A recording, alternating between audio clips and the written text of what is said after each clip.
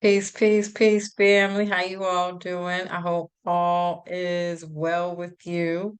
My name is Keisha. I'm the owner of Ascendant Astrology, and I am your astrology coach. Today, I'm going to be doing the lunar eclipse in Scorpio happening on May 5th at 1:34 p.m. Eastern Standard Time. So make sure if you're somewhere else, you adjust to the correct time. Um, so there were a few things that I thought were very interesting about this eclipse. The first being we're having a change of the lunar energies. So because we had the two new moons in Aries, it goes Aries, new moon, Libra, full moon, Aries, new moon, Scorpio, full moon, Taurus, new moon, which switched the nodes. Before it was new moon, full moon, new moon, full moon. Now it's full moon, new moon, full moon, new moon. So this can feel like something is out of sequence, or there's a reset to initiate all the new moons, which I kind of think is kind of dope because it's almost like you're getting a double chance to incorporate the newness that's being brought in every new moon. And we'll have that sequence like that until this time next year. This is the last eclipse for the Scorpio Taurus access for another 9 years. And then we'll have another one in Taurus at the end of the year. That will be the last eclipse for this cycle, again for another 9 years. Um, and full moon is a culmination of secrets that happened 6 months ago. So things come into light um, to be brought up, to be addressed in some way to determine whether or not you're keeping it or getting rid of it for good. Um, it's also um, happens every 6 months so that things can be looked at again. So we're always culminating from the last 6 months. We're always manifesting from the past. So you always want to go back to the moon. We had the new moon we had in Scorpio to see what was happening for you and what you've learned and what has come to light and how you're progressing within that area of your life. Um, on a global level, um, Uranus is going to be square. This, I think I just took this down. No, it's conjunct because it's Taurus. No, opposite, sorry. Uranus will be opposite this lunar eclipse, um, which I think is going to be a lot more spiritual downloads that we'll be reviewing over these next 6 months. Because it can also be new energy with Uranus. It could also help us get stuck out of that Taurus rut, which is also in opposition. The sun, Taurus sun season is opposite this eclipse, meaning that fixed energy is like bringing light to where we're comfortable at and the things that we do on a consistent basis or some kind of habit pattern or routine that we do consistently. It's just time to let that go and bring in more newer things. Um, I think we can see on a global level chaos with investments and banks. Obviously, we're going to see a lot more of that, especially in Africa, Antarctica, Russia, Australia, Asia, New Zealand, and Eastern Europe. So those countries are where the eclipse is actually going to cover. So I can only imagine that they'll be experiencing a lot of these changes on a very, very personal level. Um, and eclipses are very intense. Scorpio's intense. Eclipses reveal things that are hidden. This can be a turning point in your life, an emotional change. It can speed things up, bring in sudden opportunities. It can take away opportunities. Um, Lunar eclipses are more personal than solar eclipses. Solar is because it's the sun. And so typically, whenever we're talking about the sun, it's more global. It's more about the world stage or what's coming in and happening to us. And lunar eclipses, it's the moon. So it's more emotional, it's more personal. It's more internal, it's home and family because it's the moon. The moon rules the fourth house. Um, we're kind of letting go or looking at or assessing generational things being passed down. And when it's in Scorpio, these are things that come from childhood, deep psychological things that are hidden through normalcy. Everybody else is doing it, so I do it too. I was born into this, so unless you are being taught something different, how do you know to look at something differently? Um,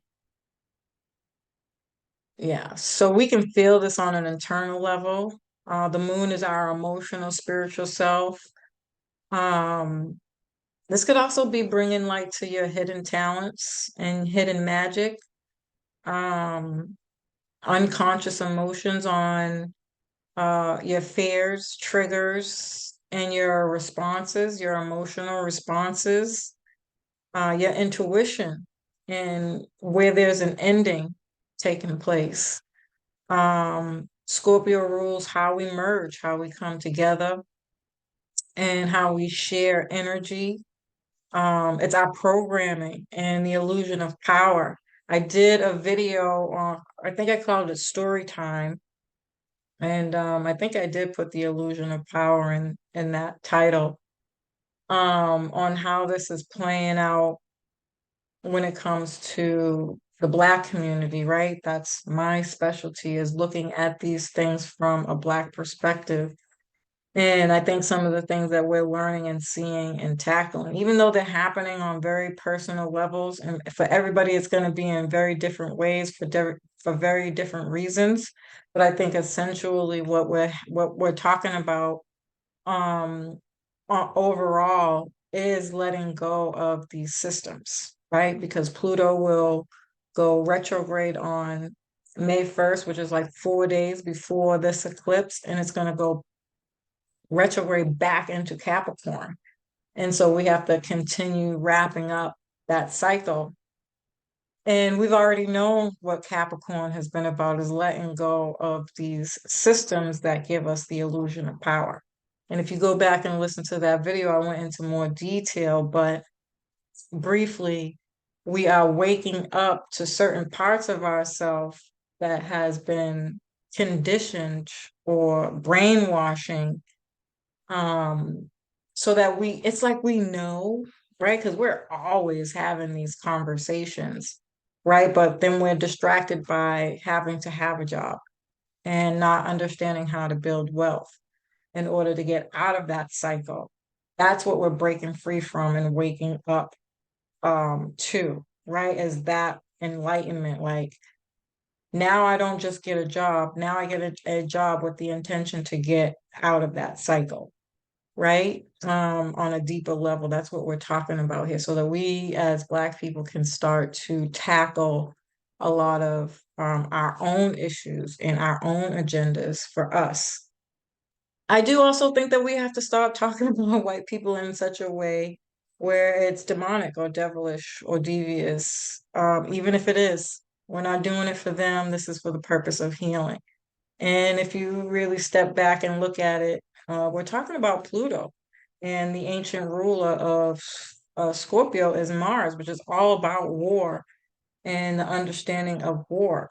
Remember, the art of war was never really about actually fighting. So if you're triggered by that word, you should read about it more and understand it more. It's just literally Central Intelligence. Like, literally, it's Harriet Tubman. I think I forgot to say her name in that other video because I couldn't think of her name, but it's literally the understanding of playing chess, not checkers, in a world where there's competition, right? For whatever purpose and reason, which in our case is to break free from slavery or the or peoples and persons wanting to have power over us, because we're essentially in a battle, a metaphoric one, right? And so the more we are afraid of these words and the more we keep giving power to the people to appear to have power, it takes away from our power, right? And so Pluto in Aquarius is really going to start to highlight why it's important to not just have that breakthrough enlightenment of that idea, but also taking the action steps, which I think is amazing that we're having Aries and Libra eclipse throughout this, the beginning of this process, because Aries is all about action, taking action towards this self development, this new idea that we're having, looking at these issues in a very different kind of way, right? And why it's important to plan and have structure and systems in place and protecting yourself legally, and why it's important to have a will, Scorpio, right? A will and testament, and not waiting to do that until you're damn near on your deathbed, but the entirety of that process is indeed a system and a practice, a structure, an agenda, if you will, to follow by, to abide by for the betterment of whatever it is that you're building as a business, as a legacy, as something that you would like to pass down that's going to help your people through the test of time, right? And I think the more we learn the language behind those things instead of the fear of what's been sold to us and why those things are so important, we will begin to do them.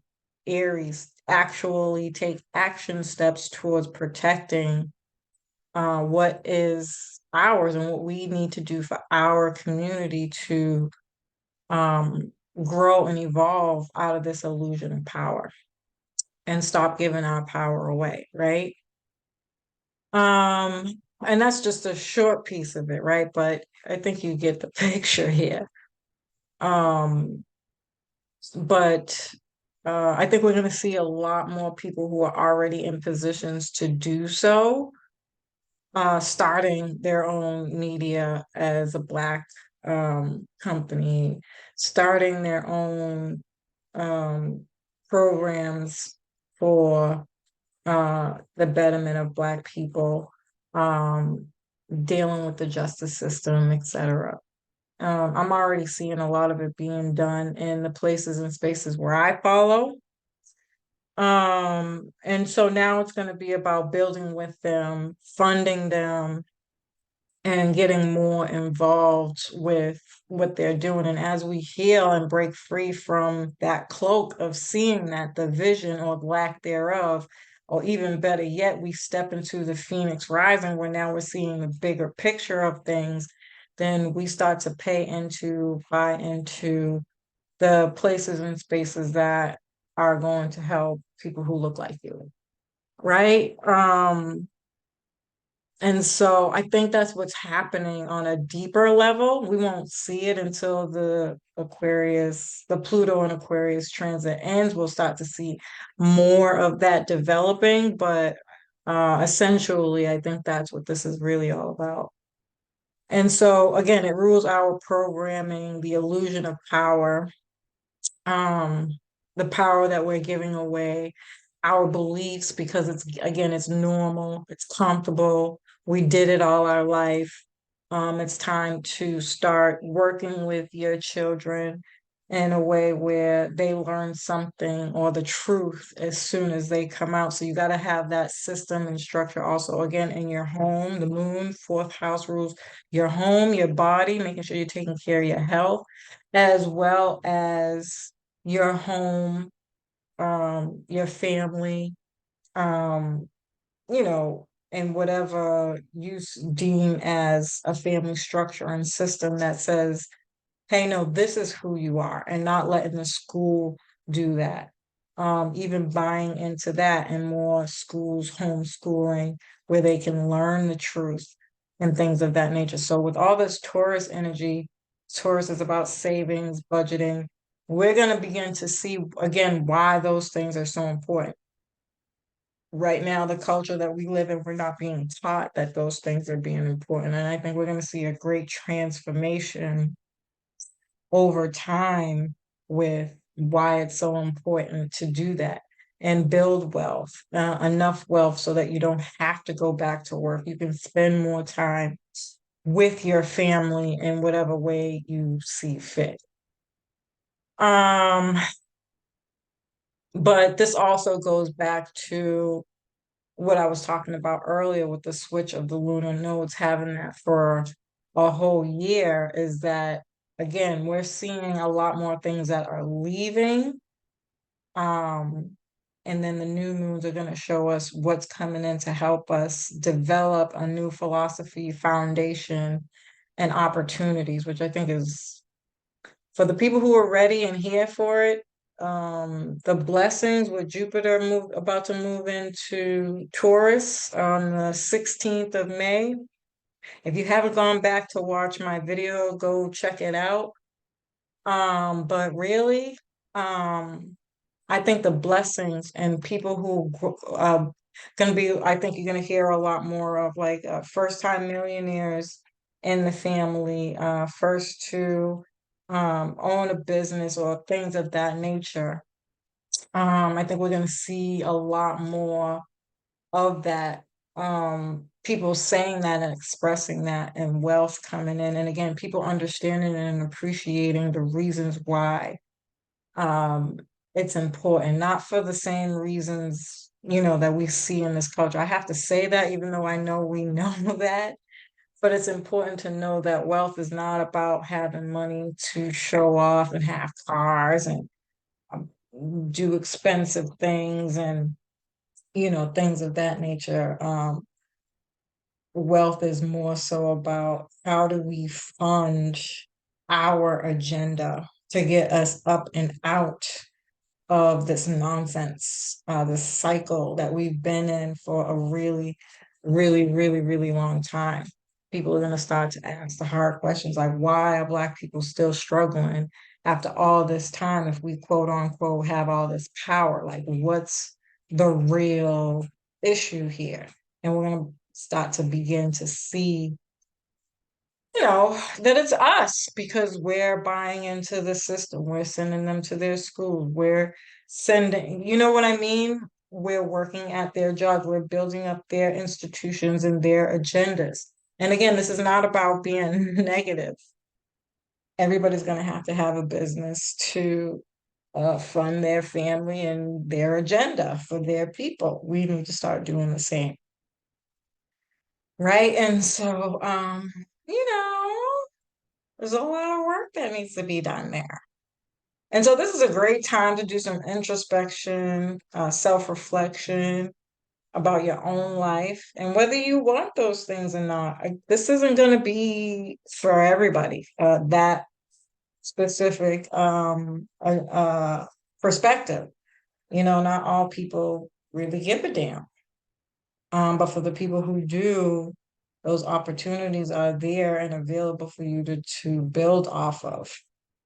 Other people, it's just about getting clear on who you are for the reasons of just being able to live without depression, sadness, or feeling as if there's a weight on your shoulders, or not being able to show who you are, or having vulnerable relationships with others, and just for the purpose of connecting.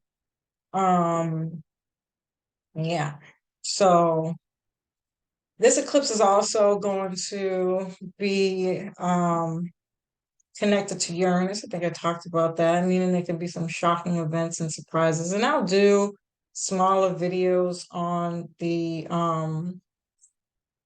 aspects of the eclipse during the week or on the days that they're taking place. But it's also on a Pisces deacon, which can bring a lot of emotional tension that's been bottled up, anxiety, discomfort, and just feeling like you have to process a lot. There could be a lot of changes going on all at once, or what feels like all at once.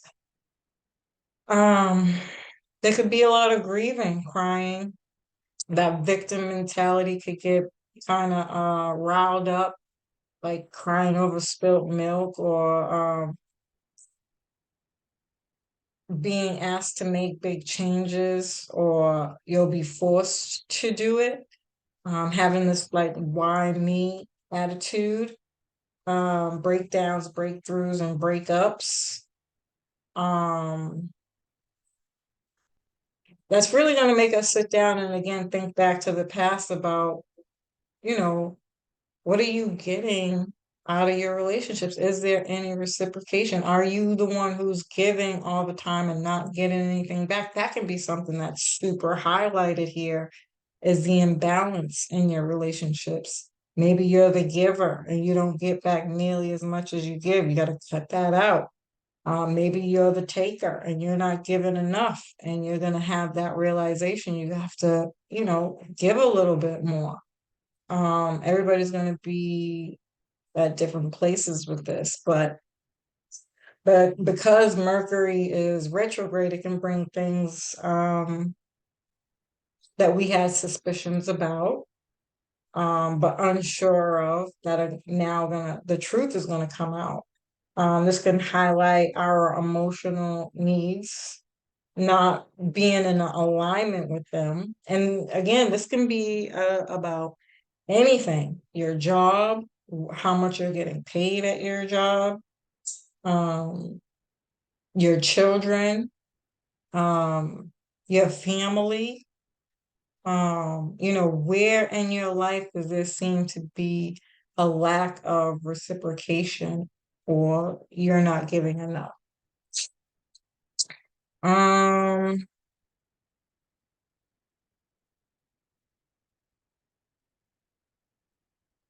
there can also be the need to let go of yourself, destructive behaviors, a release of emotions, literally crying. Okay. Unfortunately, it can also be other ways. This is a very Marsian energy, and Mars is in its detriment. The moon is in detriment, and they're in mutual reception. So the moon is not comfortable in Scorpio, and Mars is not comfortable in Cancer. And then there's a mutual reception, meaning Mars is in uh Cancer sign, and Cancer is in Mars's sign. And so the really interesting thing about that is that um, they want to get back into their respective roles. Like, you give me my planet back, and I'll give you your planet back. So there's gonna be conversation that's reciprocal about these issues that are coming up, that I think is really kind of dope. However, um, for people who don't have intellectual intelligence, it could be manipulative. They could still be lying and not telling the truth. I don't think it's dishonest, though. I think there's just a lack of education and knowledge on how to do it without being manipulative. Um, you know, who's teaching that class? And so it's going to be one of those things, depending on which, person you are, is um to recognize which one you are, and to educate yourself. And or if you know the difference, like, you're saying that when you know you don't mean that, you have to cut that person off. And I think this is going to be really hard for people, especially if you do have a heart. And even if you are spiritually inclined, you can be done with somebody. But as a human, I think we feel those things. Like, yeah, you just don't get it. I know. Jesus. We're going to pray for you. Hallelujah.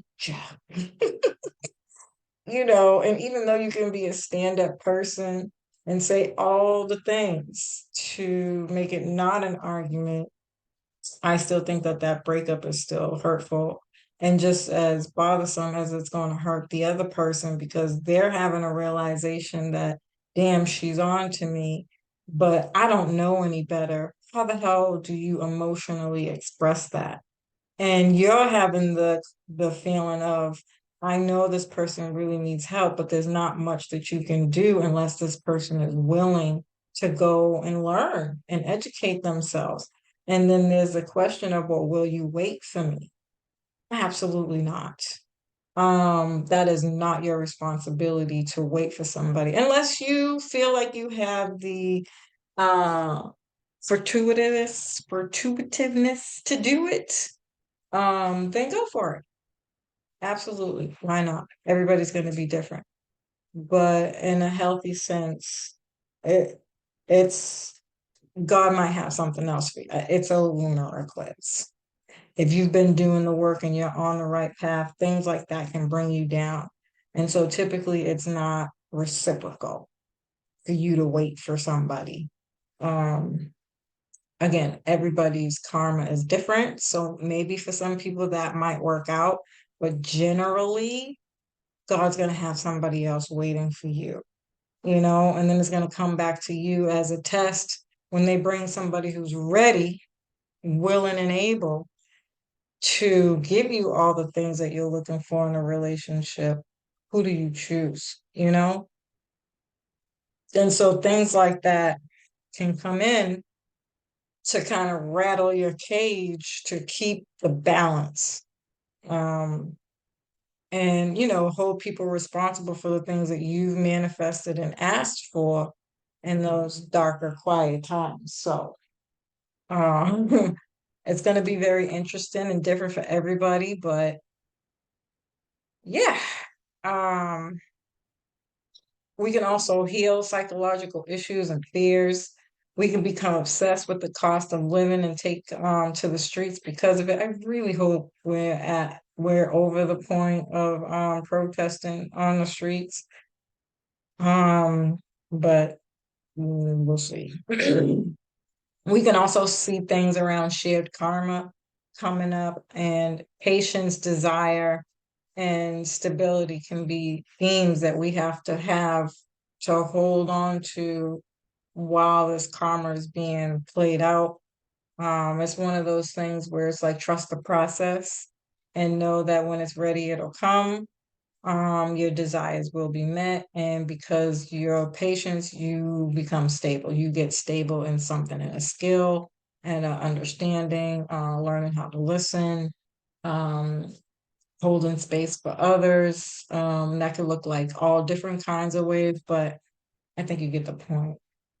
And on a global level, Scorpio can bring up some power struggles in the world with politicians, scandals, um, some kind of truth that's gonna be the talk of the town or leaked information. I don't know why whenever I hear leaked information, I think of Donald Trump and his papers and all that stuff with the FBI searching his house and stuff.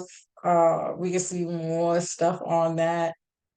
Um, I think that we'll see a lot more research on death or how to cheat death. It's Scorpio. It's about death and rebirth and transformation. We can see a lot on transformation, especially with Taurus being in opposition here. So of the body, um, flying cars, Uranus is aviation, inflation, um, and to address climate change, healthcare costs, and what corporations are taking up technology or not, for that matter, because I think there's a whole power struggle going on with that, which I find extremely interesting.